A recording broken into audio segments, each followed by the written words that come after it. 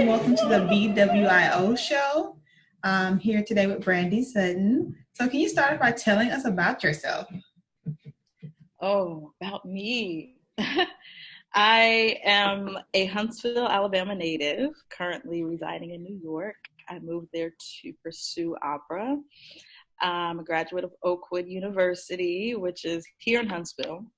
And I did my master's at Catholic University. And after that, I moved to New York to pursue opera.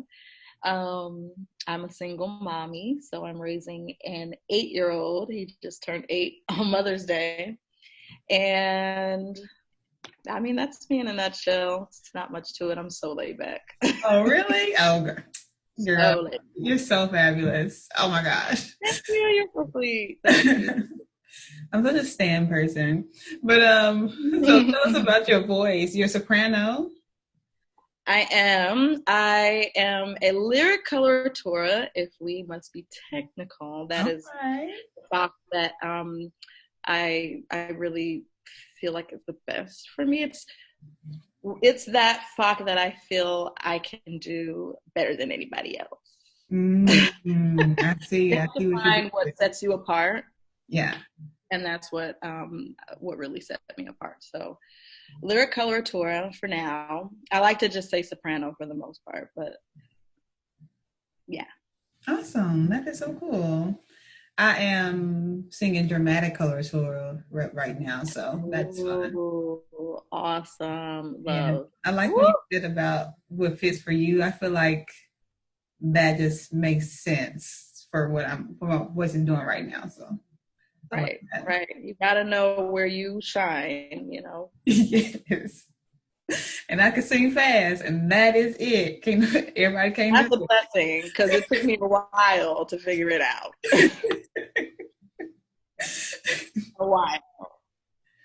So, was there like a moment in your life when you just fell in love with opera, when you just like knew that this was it and this is where I'm going?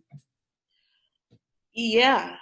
When I was at Oakwood, I did not study music really at all before I got to college. I did take voice lessons a little bit. I probably did like 3 lessons when I was in high school, and it wasn't really like rep learning. It was more so just exercises and technique. And so I didn't really fall in love with it then. But when I got to college, that's when I was like, oh, yeah, I got to do this. I was actually studying with who I still study with every now and then, my teacher, Julie Moore Foster, who was at Oakwood.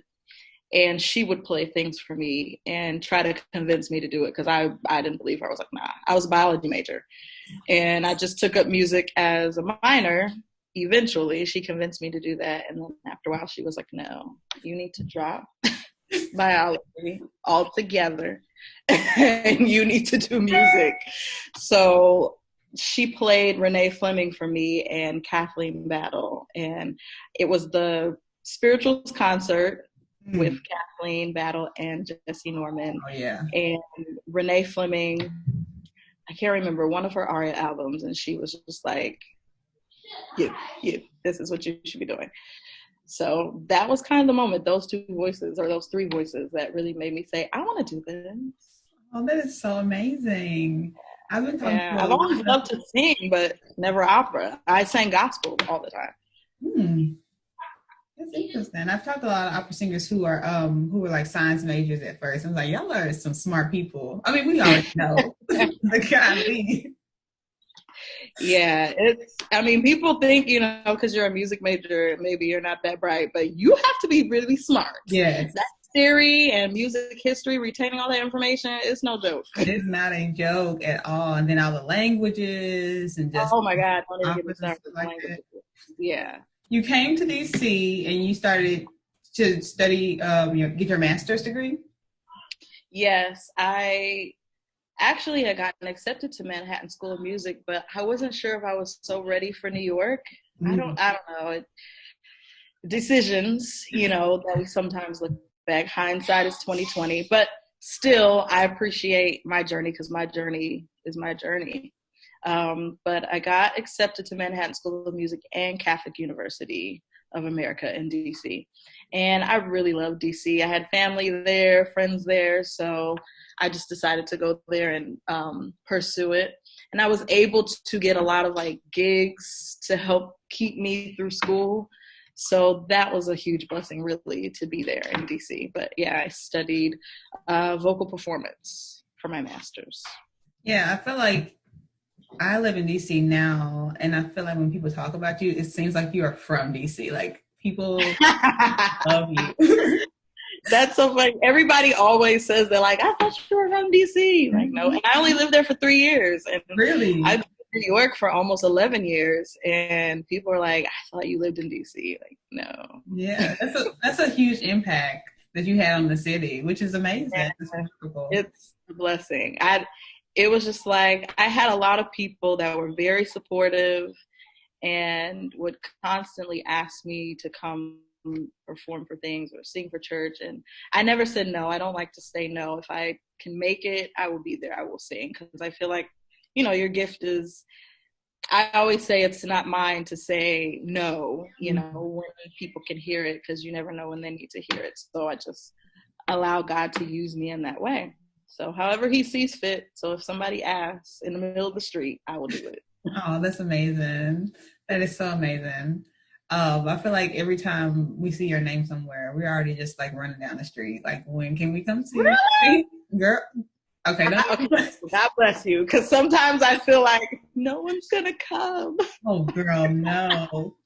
I remember, my friend and I just were like, oh, Brandie's singing, so we're going to go. Well, God bless you. I appreciate it. It's such a joy. And I love the passion that you bring to singing. I actually, when you came to Trinity Episcopal Church, like 3 years ago or something like that, I was there and I invited a friend. He was like, yeah, when she started singing, I heard what she can do that is like different from what everybody else was doing.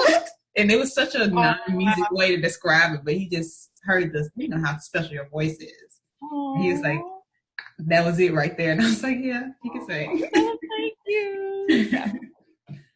So can you tell me, I guess, a little bit about the challenges you may have faced on your journey and how you overcome them? Yes. Oh, man. How much time do we have? Okay. Okay. I think the biggest challenge for me career-wise was Fach and rep, which is why I have always a wordy answer for Fach. And, what voice type are you? I know it now, but before, I had a lot of people who would listen to me and say, you should be singing this, or you should be singing that. And I remember I would go learn the aria that they said I should be singing, and then I would take it into the next audition, and then they would say, well, you should be singing this. I'm like, well, I just swept that under the rug to sing this, and now you're telling me I shouldn't be singing that. So it took me longer than I wish it did to figure out that I have to know my voice better than anyone, and I have to trust that, because I was trusting everybody who was in the business, and who I felt like were more experienced and more knowledgeable. So I would take that as, okay, this is what I need to go do, because maybe they'll hire me. Maybe they'll have a job for me. And just kind of looking at it in the wrong way, and having a teacher that didn't really know what to do with me. And so I was headed down a path of the wrong rep for a very long time. And I felt like it really held me back. Even though, God is good. So I was still able to make some strides, even singing the wrong stuff. Because people were like, I knew you shouldn't have been singing that, but you were a very smart singer, and how you got through it the way you did was like nothing short of a miracle. So I'm still appreciative of the journey, but I'm glad that I finally figured it out. It took a competition where there were 3 judges who all said the same thing, but had different reasons for saying the same thing. Mm-hmm. And then the last judge I got to, I was just so angry on the inside. It takes a lot to get me upset. But I was so angry on the inside, I was like, no, you're wrong. Because the aria that he told me I should not be trying to sing was the aria that I did at the Met when I got my first contract. So I had to tell him, and he had to close his book. He was like, I just don't know. Then why are you judging, sir? It's always one. But it's always one. Right. But in that situation, it was something that needed to happen, even though it was frustrating and it made me angry, and I spent all that money to go and do that competition.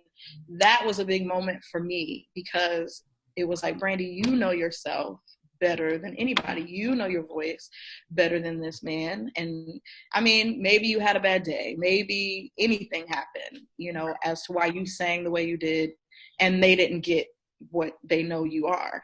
So that was definitely a challenge. That was a big challenge. I would say being a single mom is also a big challenge, because trying to find someone to care for my child, in the beginning, before he was school age, I was able to take him with me most of the time. I wouldn't have, an issue. People loved him, and he loved music. And I remember I did a tour for 2 months in Germany, and he would sit on the side of the stage and stare. And he was maybe 3 years old, 3 going on 4 during that tour. And he would sit and love it. So that was great. But once he got to school, it was like, okay, what am I going to do? I have to find somebody that can literally be me, and take him to school every day, and pick him up and feed him, and take him or help him with his homework, wash his clothes. It was a lot, but when you're supposed to be doing what you're supposed to be doing, and you're walking in that, the universe, God, our creator, whatever you want to refer to it as, makes a way out of no way for you to continue in that journey. And I mean, the way people have popped up to support me, I mean, I've adopted grandparents or godparents in New York who have literally been my lifeline while being there and helping me with Judah. But I would say those are the 2 biggest challenges. Obviously, I mean, with the current climate of today, we all know being African American is a challenge, not just in the opera industry, in any industry you name. I mean, and maybe I was a little naive about it in the beginning, or not maybe, I think I really was, because I've had friends say to me, like, if you weren't Black, you'd be like very, very famous right now. And I'm like, I don't believe that. And I think it was maybe me just being in denial, because I didn't have an outright experience where somebody said, no, it's because you're Black. But they're not going to say that. They can't say that, But there have been situations where I've been in, where I see other singers who I feel like, how did you get that? How are you up there and I'm in this watching you? But sometimes, but I've learned to wake up every day thankful and accept things for what they are sometimes. Not the current climate of what we live in, because that's just not there. And we have to speak up, and we have to act and do what we have to do in order to continue with the progression that our ancestors began. Right. It's sad that we're still fighting for it, but we must. Yeah. So if we must, and we will. But I think those are probably the biggest challenges that are at the forefront of my head right now. I'm sure there are other experiences, but yeah, I think it's just so beautiful to watch you.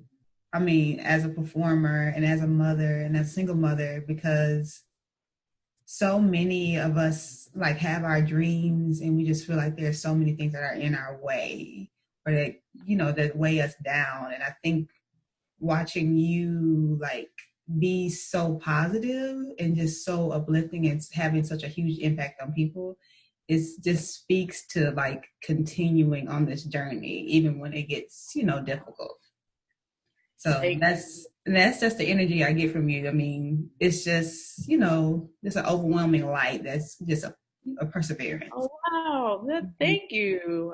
Listen, I have to tell you, inspiration for inspiration, because first of all, when you first started Black Women in Opera, and I saw one of your early posts was of me and with Damian Sneed, and I was like, "Who was this? What is that?"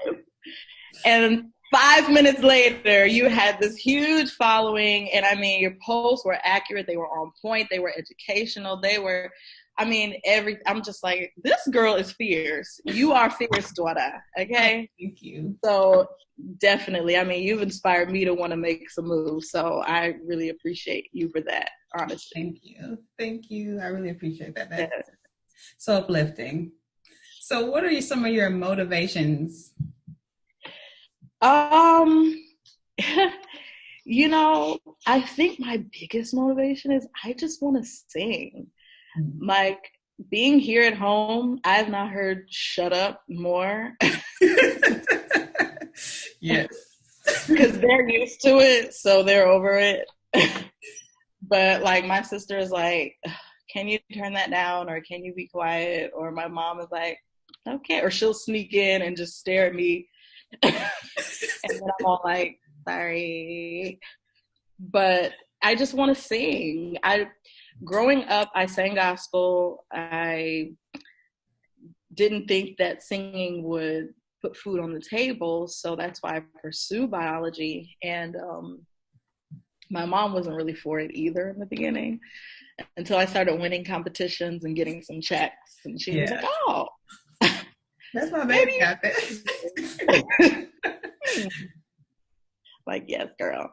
So I started, when I started taking voice lessons and studying with my teacher, Julie Moore Foster, who is an amazing, amazing beacon in my life, because not only is she a voice teacher, she's like a second mom. She's like a spiritual advisor. She's so many things. So I'm like so thankful to God for her. But she was a huge motivation. I think my family, and wanting to make them proud and wanting to give back to those that, you know, helped bring me to where I am, is a huge motivation, because there have been times where I want to give up because of all of the no's.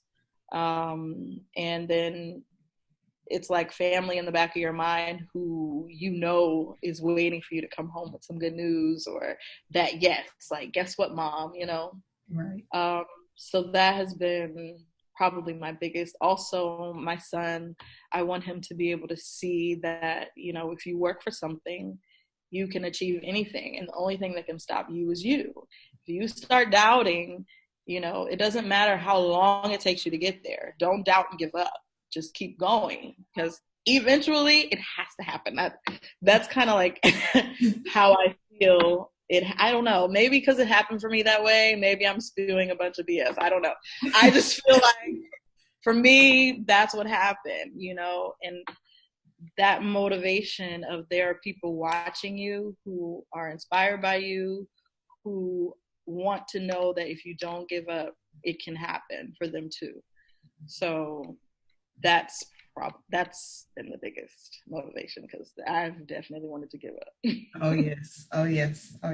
I actually, when I graduated from college, I was just so discouraged that I decided to get a different degree, but I was still singing. So I was getting a master's and doing like musicals at the same time. So I was just like, I just can't stop singing. So I need to get serious.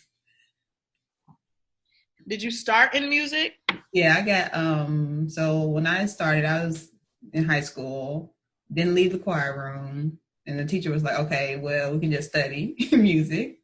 So actually in my high school, like when I was a senior, I did El Afui for the whole school. I didn't know nothing about what I was doing, but I just wanted to do it. It was, I mean, I love that song. So, yeah, wow. Then I got a degree in music. Wow. So you weren't nervous to sing in front of everybody? Has that ever been an issue for you? I'm always nervous. Like I don't think there's ever been a time when I'm not nervous, but it's like I don't care type of nervous. It's just like, well, people are, like you said, depending on me, so I got to do something here. Right. So you better start singing. Right. Gotta open your mouth now. That's why I'm like, just get me to that stage, because I know what I don't want to do is embarrass myself. Exactly.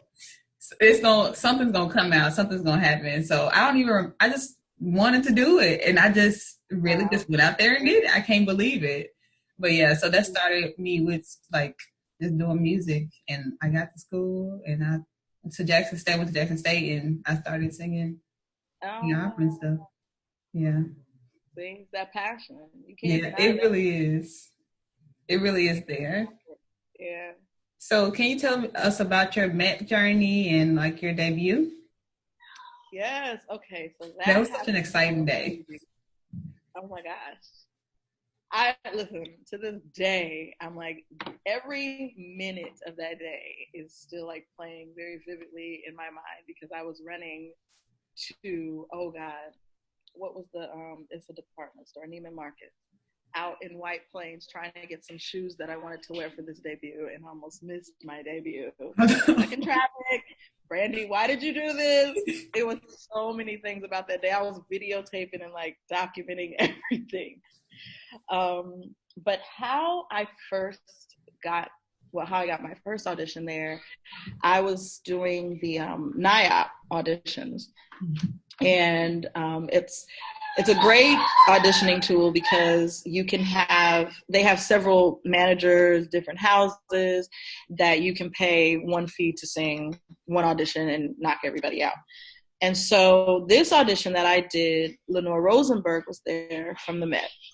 And so I sang, and when I finished, I actually had to leave and go straight to DC to sing Messiah there that weekend. And so I had to go, and when the audition monitor said, "Can you stay, because the president wants to speak to you, because he's doing one-on-ones with each auditionee." So I said, well, I actually can't come back. Well, they wanted me to come back the next day, but I had to leave. So she said, well, if you can just stay, they're about to break for lunch. So as fate would have it, because I stayed, I was able to see everybody who came out, including Miss Rosenberg. And so she invited me right then and there, and she introduced herself and said, "I would love to have you come sing some more in the house." So I'm like, okay, trying to keep my cool, because this is why I moved to New York, you know, this little country girl. And so I said, absolutely. So we were able to connect, like exchange information. I did my first audition for her. And after the audition, I wrote to her, because I didn't hear anything. And I wrote to her and just asked for feedback. And she said, well, your voice is too small for the Met, and there's nothing I can really offer you at this time. So good luck on your career. Dang. So I was like, oh, I felt so defeated, because this is why I moved here, you know, because I want to be an opera singer and I want to sing at the Met. So this lady is about to come tell me I'm not going to, you know, complete a life goal. No. So I talked to my mentor, Russell Thomas, who I love. Mm-hmm. And he said, you need to take in higher rep. That's what you need to do. Write to her, ask her if you can sing her again. And so that's what I did. And this time I sang for her, and the audition, the aria that I sang for that competition that didn't pass me through. And she didn't respond this time. So I said, okay, maybe no news is good news. Right. And actually I have to backtrack. After the first audition, when she said what she said, I spoke to my teacher, Miss Foster, again. Mm-hmm. And she said, well, it's okay. She's been there a long time. Maybe she'll eventually be retiring. Someone else new will come in and hear you. And the funny thing is, sure enough, I heard she was leaving. And someone else was coming in who knew me and who I knew liked my voice. I was like, okay, maybe I'll have a better chance this time. But when Russell told me to write her again, I did. And this time I sang for her, no response. And maybe a few months later, I was having my New York City opera debut. And I wrote to her to invite her, and she said, well, I can't make it, but I am pleased to offer you your first contract. Oh, dang. So she offered me the cover of one of the Flower Maidens in Parsifal. Oh, okay. And that was my first foot in the door. Oh, man. So it was, I mean, and for me, that was huge because I was like, I just need an opportunity. I just want an opportunity, and whatever happens after that is what's supposed to happen. So, but it's been crazy. I auditioned for the new administration for the Porgy and Bess, got the Clara cover, and a friend of mine was telling me, Charles Carter, I'll never forget, he said, I think they're going to add performances, and I think you're going to get to go on. And I was like, that never happens at the Met. That never happens. Like, that's not going to happen. And that's exactly what happened. Wow. And I mean, it was amazing. It was amazing. The whole entire experience. I mean, that night, just coming out of my dressing room, I mean, even before the show started, Mr. Gill came back to speak to me. Paul Hopper, Kathleen Battle came back to speak to me. My voice teacher, Miss Foster, flew up from here in Alabama and warmed me up in my dressing room before the show. I mean, it was it was just great, the whole experience. And after it was over, Miss Battle came back, Norm Lewis, Larry Brownlee, of course, all my family. People were telling me that there was a line of people waiting to see me. Sorry, I have to go mommy sometime. Whoever's watching, yes.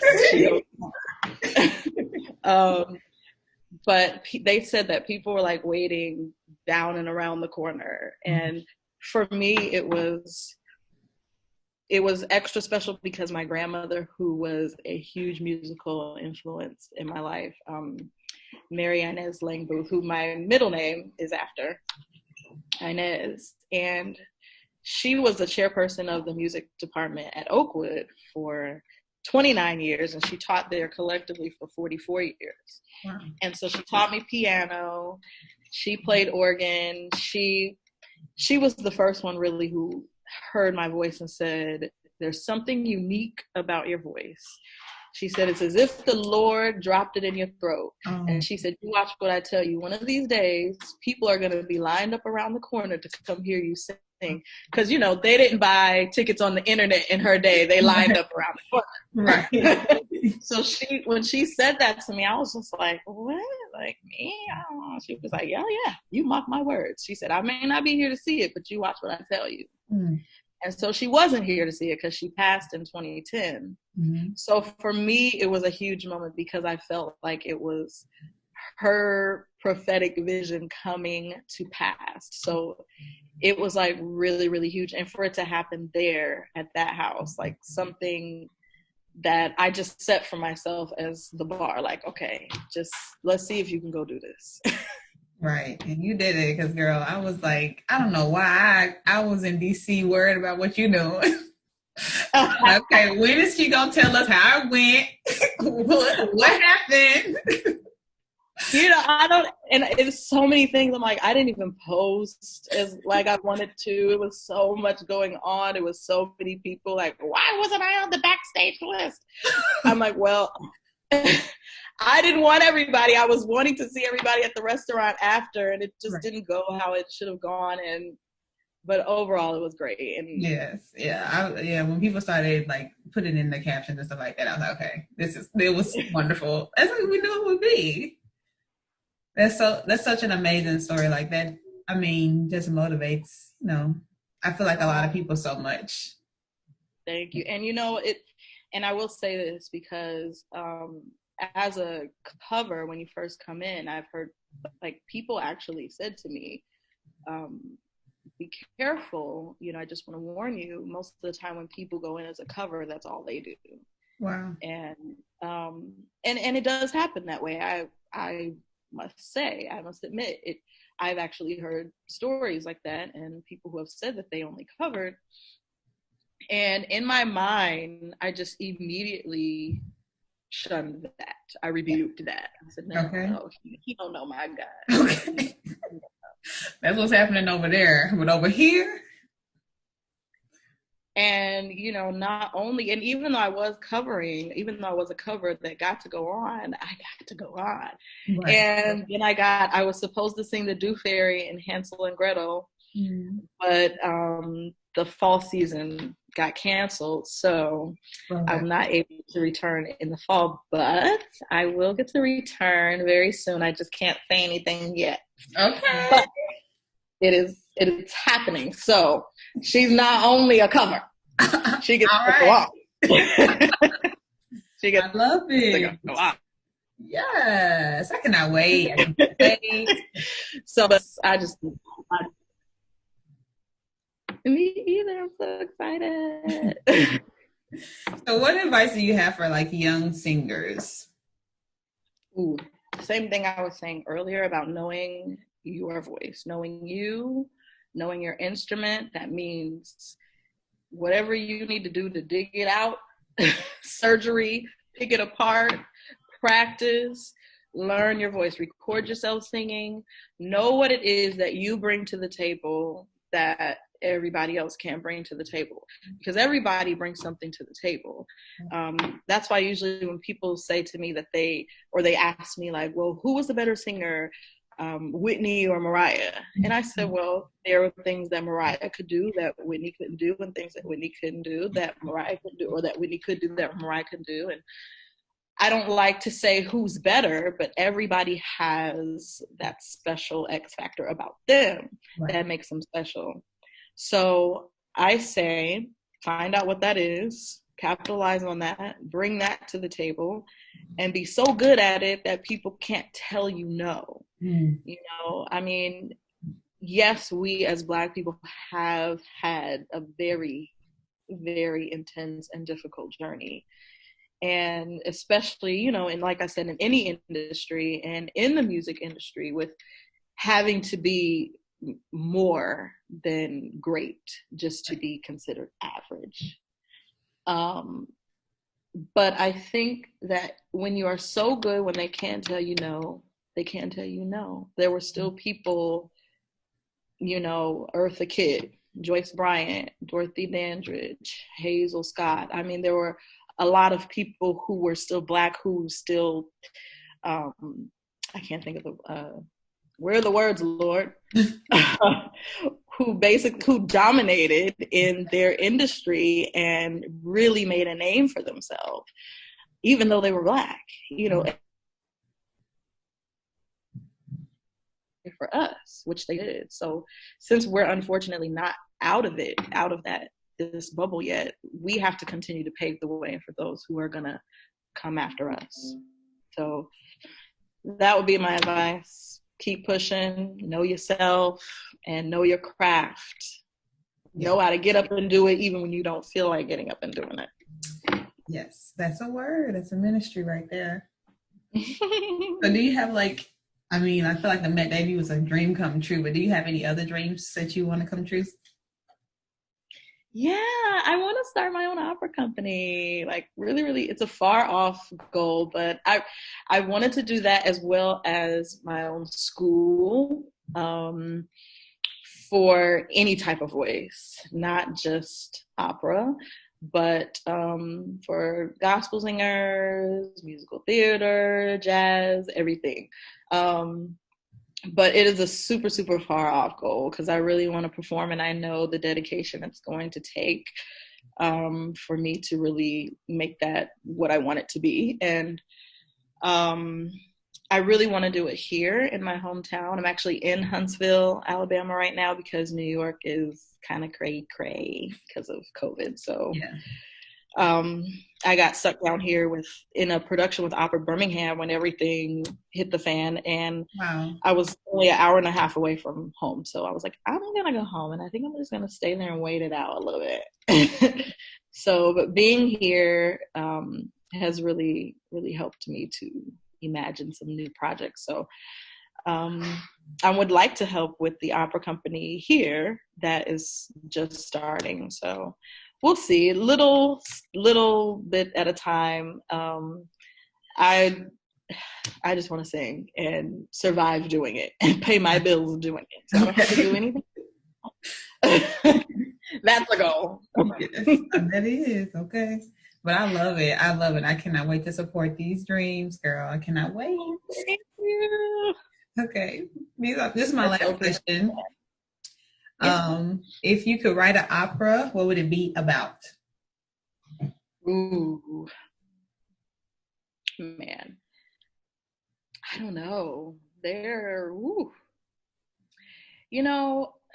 It would probably have to be about someone's life. Mm-hmm. Either preferably a strong, unsung Black woman. Yeah. Black female hero. I feel like our stories are very inspiring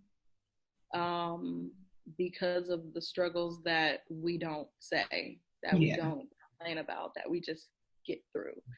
And it would probably be just something to let the world know how strong we really are. Because I don't think they know. That sounds beautiful. Unfortunately. Yeah, that sounds like it would be a great story, and I'll go see it. Thank you. I appreciate the support. I'm like, that's the one question, because I've been asked that question before, and I'm like, I don't know. I mean, I have a lot of ideas, but I never see myself writing an opera, but maybe, who knows, one day. Right. One day. You'll just have a company. Let the other people do the writing. Right.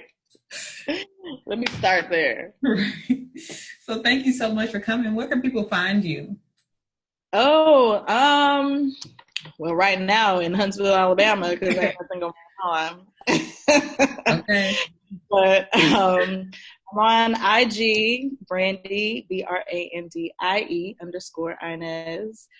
My Facebook is kind of full, so I don't tell people to go there necessarily. I also have a website, brandiesuttonsoprano.com. And I'm on Twitter, Brandiva, BRANDIEVA. Okay. And I'm on YouTube. I have a YouTube channel as well. You can just search Brandie Sutton. It's a lot of stuff up there. So awesome. Thank you so much for coming. Oh, my pleasure. Thank you so much for having me. I'm so honored to be part of your series and all that you're doing. I'm so proud of you. So thank you. Thank you.